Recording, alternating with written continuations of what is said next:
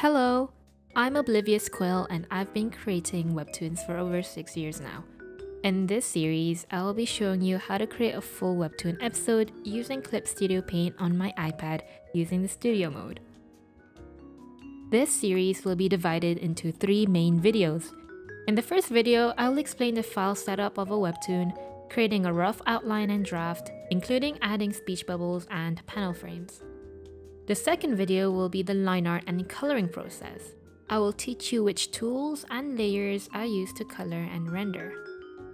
The third video is the last stage of the Webtoon production process. I will show you how to add the final adjustments to make it visually appealing and exporting the files to be ready to upload to Webtoon or other webcomic platforms. Let's begin! Before I even open up the canvas, I prepare the script first. I usually plan out the scenes and count roughly how much dialogue each scene has. A simple rule of thumb I use is that around 9 to 12 lines of dialogue is one Webtoon page. It also depends on how many panels per page you have. One panel should have a maximum of 3 speech bubbles or lines, or else it would look too cramped. One page with 20,000 pixels in length should have no more than 10 panels. If it's a heavy emotional scene, I leave more space between panels and use more close-ups, so it takes more pages. Action scenes move faster, so they usually need fewer pages even if a lot is happening. If you are unsure how many pages you need, you can always add and delete later when you start drafting. I'll show you later on how I do it in the video. Open up Clip Studio Paint on your iPad or tablet, and this interface will appear. I'm currently using the default comic Workspace. You can add and delete which windows you need. For windows, I don't use as often but still find important, I hold on the window and display palette as a pop-up. This allows for more canvas space, making it easier for you to draw. Now to make a Webtoon page, tap File, New, Webtoon. Use the presets set already by Clip Studio Paint. The one used commonly is Webtoon 4 1600 by 20,000 pixels. Set the resolution to 350 in case you want to print out your comic. The quality will still turn out really nice. Under page settings, there are 2 options: number of page divisions and number of pages. As the name explains, the first one will divide one page into smaller pages. I will go for number of pages since I will be making a long strip style of webcomic. I'll be doing 4 pages as for now.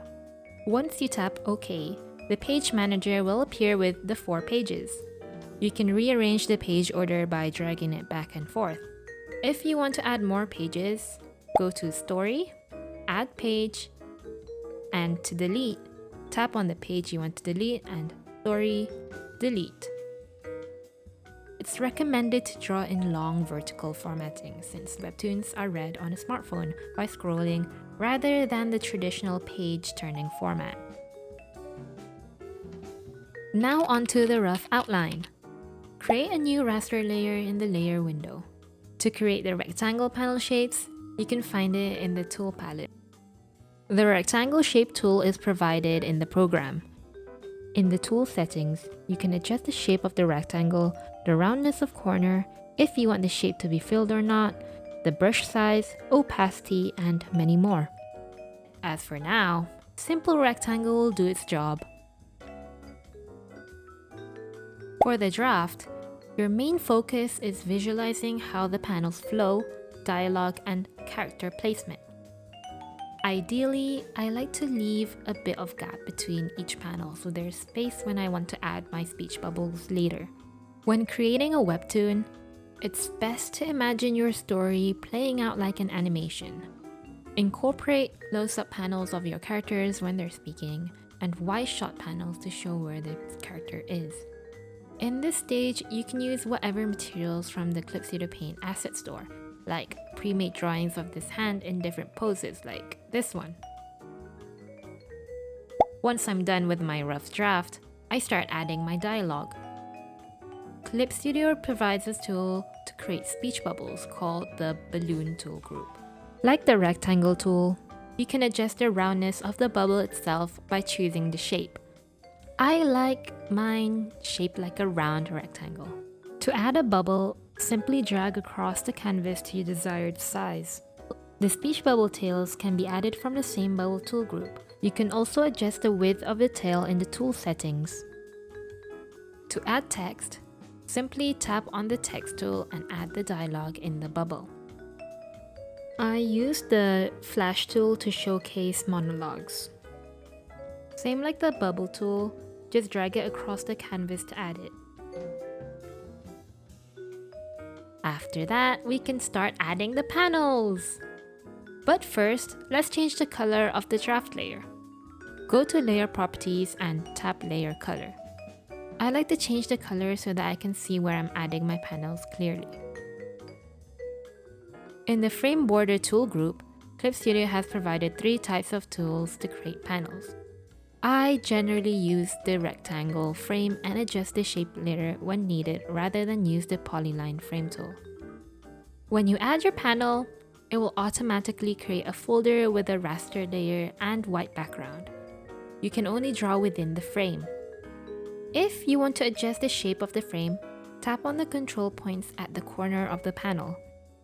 You can create dynamic panels just by dragging and changing the shape. Very helpful when you want to add action scenes to your webcomic. Next is creating a cleaner version of your sketch layer. I do this extra step when the posing of my character is complicated or too vague for me to understand. In this step, I will use a 3D model. Clip Studio Paint provides 3D models for characters, objects, and even backgrounds to aid artists. I simply add the model to my canvas and adjust the angle and start sketching on a layer above it. Firstly, reduce the opacity of your rough draft layer. Then add another layer above and begin sketching a cleaner draft. I found a 3D model background that would suit the scene I'm going for. It's an interior room model that can be found in the Clip Studio Asset Store and be used in the studio mode of Clip Studio Paint.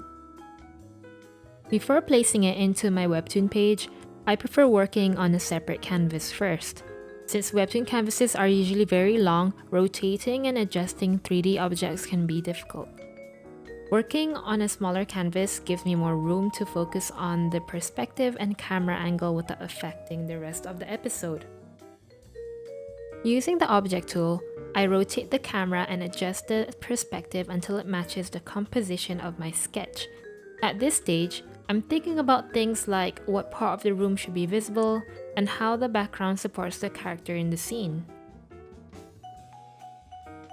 Once I'm happy with the angle, I convert the model into line art. To do this, I hold and tap on the 3D model layer and select Convert to Lines and Tones. A setting window will appear. There are many options here, but for Webtoon backgrounds, I usually focus on a few important ones. For 3D lines, I select Vector Layer. I prefer vector line art because it gives me more flexibility later. If I decide the lines are too thick or too thin, I can easily adjust them using the operation tool. Vector lines also remain clean when scaled and can be edited using the vector eraser. The preview window updates in real time, so don't be afraid to experiment with the settings. Next is the line width setting. I usually keep the line width thin so it doesn't compete with the characters for attention. Brush type determines the style of the lines generated from the 3D model. I'll just use the default brush shape since it's clean and smooth. Line depth controls how much detail Clip Studio Paint detects when generating line art from the 3D model. I turn it off since I only want simple lines for the background. I also look at the black fill settings under texture lines. This controls how many shadow areas are converted into solid black shapes. For Webtoons, I turn it off because too much black can make the background appear heavy and distracting. You'll notice there are options for extracting tones and simplifying colors during the conversion process. Since my goal is to create a clean Webtoon background rather than a manga-style screen tone effect, I usually disable most tone settings. For posterization, I prefer using a simple posterization setting with a low number of color levels. What posterization does is simplify the colors and values of the 3D model into larger, cleaner shapes. Instead of having hundreds of subtle color variations and gradients, Clip Studio Paint groups similar colors together. Once I'm satisfied with the result, I click OK. Clip Studio Paint creates a new line art layer from the 3D model. Since this particular model already includes color information, I don't want to lose it. Instead of recoloring everything from scratch, I drag the original 3D model layer underneath the newly created vector line art. At this point, I usually rasterize the original 3D model layer. This prevents me from accidentally moving the camera or editing the model later. Hold and press the 3D model layer and rasterize. I copy the completed background folder and paste it into my Webtoon frame folder. Make sure to adjust the background according to the sketch. To make the background match the mood of the scene, I add additional shading and lighting. For the shadows, I create a new layer above the background and set it to multiply. For this scene, I want it to feel like nighttime, so I use cool blue tones instead of gray. Choosing colored shadows helps create atmosphere and makes the environment feel more natural. For lighting, I create another layer and set it to screen. The screen layer brightens the colors underneath and works well for moonlight, lamps, or soft ambient lighting. I use a soft airbrush to gently paint light coming from the windows and brighter areas of the room. Small adjustments like this help guide the reader's eye towards important parts of the panel. Finally, the background is finished and you can proceed with the line art portion, which I will explain in the next video. This is the difference between the rough draft and cleaned up draft. It helps a lot to clean up your sketches when you proceed to the line art layer to save time and energy. In the next video, I will be explaining how I do the line art and coloring for my Webtoon.